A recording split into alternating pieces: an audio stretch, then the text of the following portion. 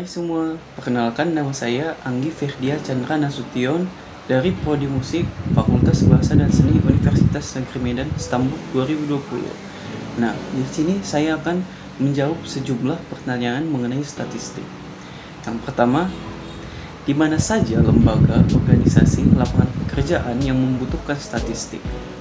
Nah, jawabannya itu adalah misalnya perusahaan asuransi, dana pensiun, bisnis analis, investasi, math logger, software engineer, market researcher, aktuaris, ahli biometrik, financial analyst, dan juga YouTuber.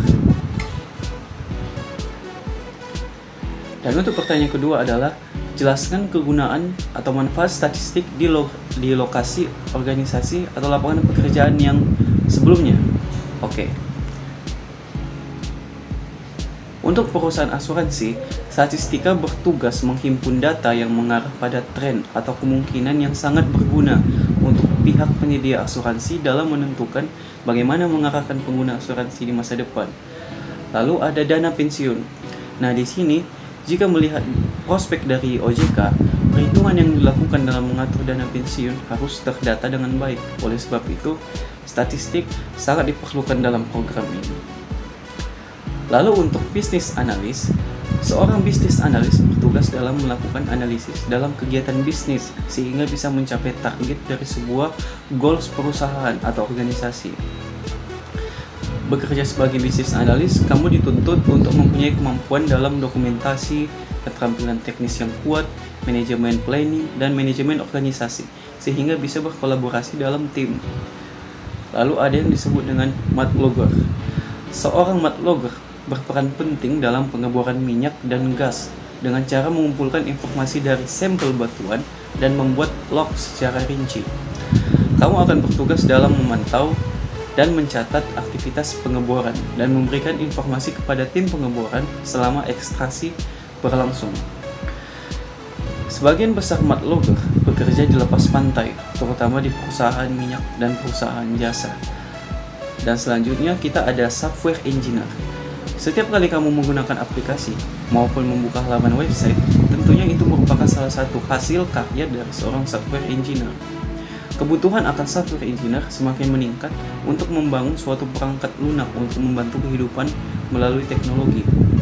Pekerjaan dari seorang software engineer antara lain menggunakan pengetahuan dengan prinsip technical dan pemrograman untuk membangun produk software. Misalnya itu mengembangkan games dan menjalankan suatu sistem, memperbaiki jaringan dan sebagainya. Dan sebenarnya bidang software engineer ini sangat luas sekali. Namun ada dua tipe utama dari software engineer, yaitu pengembang software aplikasi dan pengembang software sistem. Selain itu, sebagai seorang software engineer, kita akan berkolaborasi dengan tim development, data scientist, project manager, tim marketing, desainer grafis, dan masih banyak lagi. Dalam pengembangannya, tentunya software engineer perlu menghimpun hasil data yang didapat untuk menentukan tingkat keberhasilan compile dari suatu program. Makanya statistik itu sangat diperlukan. Lalu kita lanjut ke market researcher. Sebagai market researcher, kita bertugas untuk mengumpulkan dan menganalisis informasi untuk klien, sehingga bisa membantu dalam membuat keputusan politik, sosial, dan ekonomi. Kita bisa melakukan penelitian pasar yang bersifat kuantitatif maupun kualitatif. Penelitian kuantitatif dalam bentuk statistik dan presentasi yang bisa memberikan hasil yang cepat, sedangkan penelitian kualitatif melibatkan analisis opini sehingga terkadang lebih lama. Lalu untuk ahli biometrik, elektrisian, kamu bertugas menggunakan statistika untuk memberikan saran kepada organisasi tentang masalah yang berkaitan dalam bidang biologi maupun kesehatan. Misalnya, kamu bertugas dalam analisis uji klinis suatu produk untuk mencari manfaat dan efek sampingnya menggunakan analisis data. Nah, gitu. Nah, selain itu, contoh lainnya yaitu meninjau langsung produk industri farmasi dalam menentukan kemanjuran suatu obatnya menggunakan statistik. Lalu untuk financial analyst, itu mulai dari industri, institusi, perusahaan, hingga perbankan pasti membutuhkan seorang analis keuangan dalam membantu berbagai pekerjaan. Sebagai analis keuangan, kamu diharapkan mempunyai kemampuan pengumpulan data dan analitik yang kuat, serta punya pengetahuan dalam pemodelan keuangan. Nah, ada beberapa tugas dari seorang analis keuangan, antara lain melakukan prediksi keuangan, melaporkan, dan melacak metrik operasional. Lalu ada yang melakukan analisis data keuangan untuk membuat model sistem pendukung keputusan. Lalu, ia juga bisa melaporkan kinerja keuangan serta meninjau secara rutin, berkolaborasi dengan tim akuntansi untuk memastikan laporan keuangan yang akurat, analisis tren untuk mendapatkan keputusan yang optimal, dan masih banyak lagi. Selain itu, sebagai financial analyst, kamu juga akan akrab dengan query data dan alat manajemen data seperti Excel, SQL, Microsoft Access. Selain itu, sebagai financial analyst, kamu akan akrab dengan query data dan alat manajemen data seperti Excel, SQL, MS Access, etc. Selain itu, sebagai financial analyst, kamu akan akrab dengan query data dan alat manajemen data seperti Excel, SQL, Microsoft Access, dan SPSS. Nah, untuk aktuaris, profesi ini saat ini semakin populer, sehingga tidak heran banyak perguruan tinggi menyelenggarakan program studi baru aktuaria di mana-mana. Menurut Investopedia, ilmu aktuaria merupakan ilmu yang mempelajari risiko keuangan di bidang asuransi dan keuangan dengan berbagai model matematika dan statistik.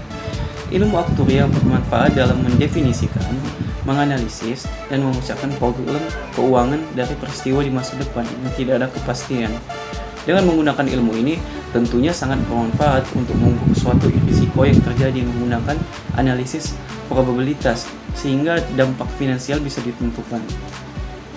Ilmu aktuaria ini biasanya sering digunakan untuk industri asuransi, misalnya digunakan untuk mempelajari tingkat kematian individu pada usia tertentu, sehingga bisa membantu perusahaan dalam memahami jangka waktu pembayaran asuransi. Lalu yang terakhir itu ada YouTuber. Profesi YouTuber semakin diminati oleh para anak muda di masa sekarang ini karena semakin banyaknya pengguna internet.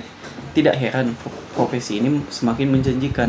Namun dalam prosesnya perlu analisis data yang mumpuni untuk mengatur aspek dari progres konten yang sedang kita jalani.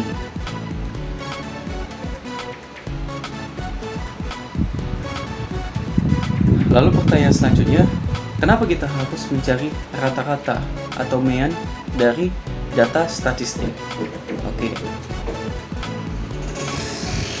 Mean ini digunakan untuk mencari nilai rata-rata dari skor total keseluruhan jawaban yang diberikan oleh responden, yang mana itu tersusun dalam distribusi data, makanya mean ini sangat diperlukan. Lalu, untuk apa kita mencari median? Fungsi median adalah untuk mengukur pemusatan data. Dalam teori statistik dan probabilitas, median adalah nilai yang memisahkan separuh lebih tinggi dan separuh bawah sampel data populasi atau distribusi probabilitas. Kelebihan median adalah pertama, tidak digunakan untuk data yang ekstrim. Kedua, dapat digunakan untuk data kuantitatif maupun data kualitatif. Dan yang ketiga, itu cocok untuk data heterogen. Lalu, kenapa sih kita harus mencari modus? Nah, dalam ilmu statistika, modus adalah nilai yang paling banyak muncul. Modus seringkali dihitung bersama mean dan median. Modus adalah data yang mempunyai frekuensi terbesar. Modus dapat digunakan untuk menentukan sampel dari suatu populasi dalam statistika. Perhitungan modus dapat diterapkan pada data numerik maupun data kategoris. Modus digunakan untuk ukuran pemusatan data, seperti halnya mean dan median.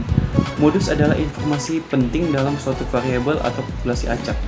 Contoh sederhananya dari fungsi modus dalam kehidupan sehari-hari itu adalah untuk mengetahui mayoritas nilai ulangan sebuah mata pelajaran yang diperoleh oleh siswa misalnya dalam suatu kelas.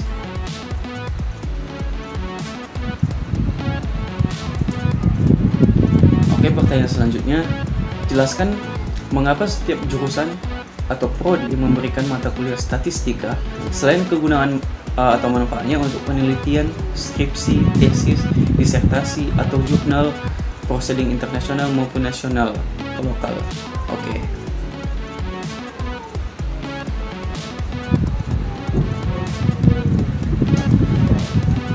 Hal itu dikarenakan kemampuan memproses data dengan akurat dibutuhkan oleh instansi, baik pemerintahan atau swasta.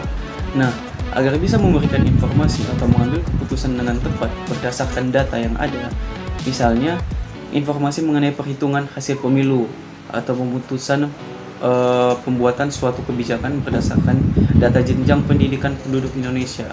Nah, hal ini tentunya merupakan hal-hal yang sangat mendasar, tapi kebanyakan orang terlalu menyepelekannya, khususnya oleh instansi baik pemerintahan atau swasta. Statistika itu sangat dibutuhkan. Lalu selanjutnya, jelaskan mengapa statistika juga dibutuhkan dalam ilmu sosial. Oke.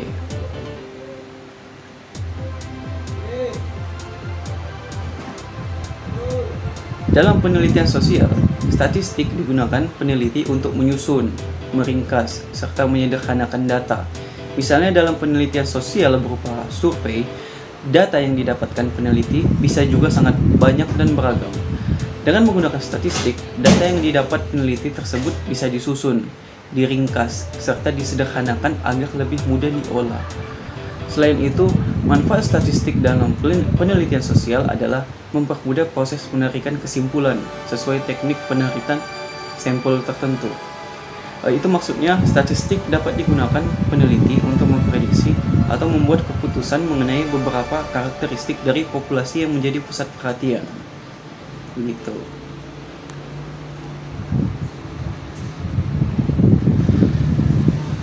Pertanyaan selanjutnya, jelaskan kegunaan atau manfaat statistika dalam ilmu sosial. Oke, ini berkaitan dengan yang sebelumnya.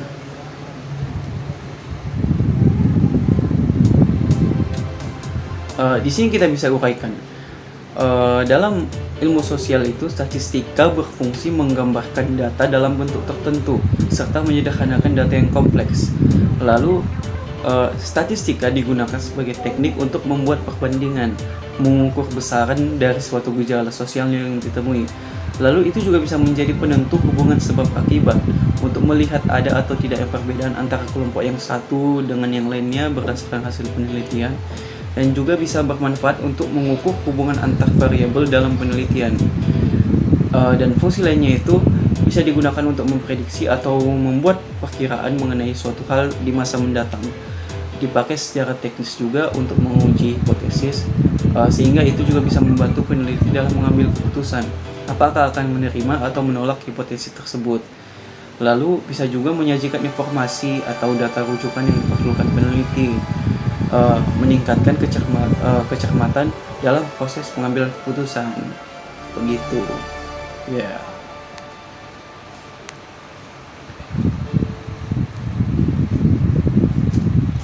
Lalu pertanyaan selanjutnya, jelaskan mengapa statistika dibutuhkan dalam penelitian, skripsi, tesis, disertasi, atau jurnal, processing internasional maupun nasional.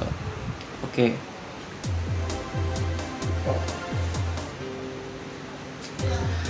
Penelitian dan statistik memang tidak akan bisa dipisahkan. Itu tidak akan bisa dipisahkan.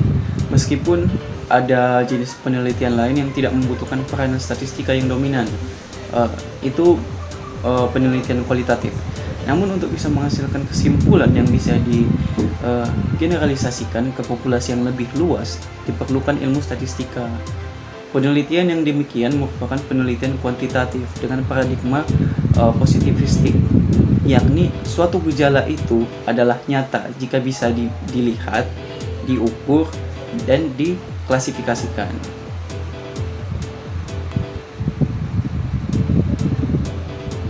Lalu yang terakhir, jelaskan kegunaan atau manfaat statistika dalam penelitian atau jurnal. Oke.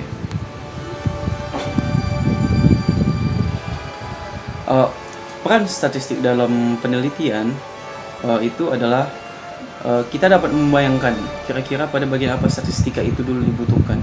Secara umum, statistika dibutuhkan dalam 4 tahap penelitian, yakni yang pertama itu ada penentuan sampel. Statistik diperlukan untuk menghitung berapa jumlah sampel yang diperlukan agar mempresentasikan populasi. Yang kedua, itu mengumpulkan data. Dalam pengumpulan data diperlukan suatu instrumen yang valid dan reliable. Statistik berperan dalam menguji apakah instrumen yang digunakan sudah valid dan reliable. Dan yang ketiga, itu menyajikan data.